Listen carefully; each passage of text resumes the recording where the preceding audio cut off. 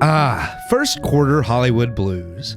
With not a lot to choose from, and Hollywood's doomsday clock reset as they warn against a drought of movies this year, January is already looking twice as barren as usual.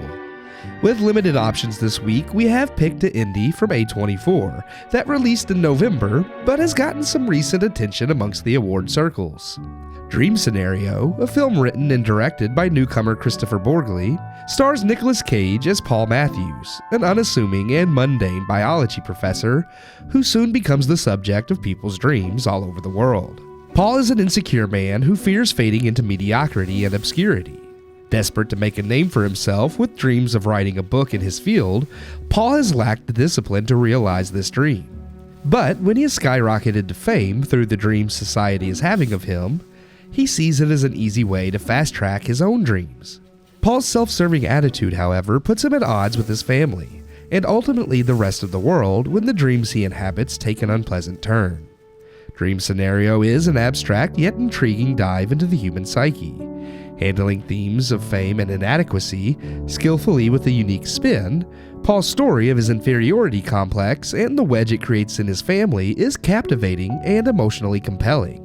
All led by Nicolas Cage, who gives one of the best performances he's had in years, a performance that has earned him a Golden Globe nomination. The film is clever, unique, and full of both suspenseful and hilarious yet sentimental moments that give the characters weight. Despite this, however, the movie does sadly lose its way halfway through. The narrative thread following the rift between Paul and his family gets muddied as the film begins to focus on Paul's obsession with how the rest of the world sees him, and what starts as an excellently paced film building Paul's rise takes a drastic sharp turn as he goes from beloved to hated.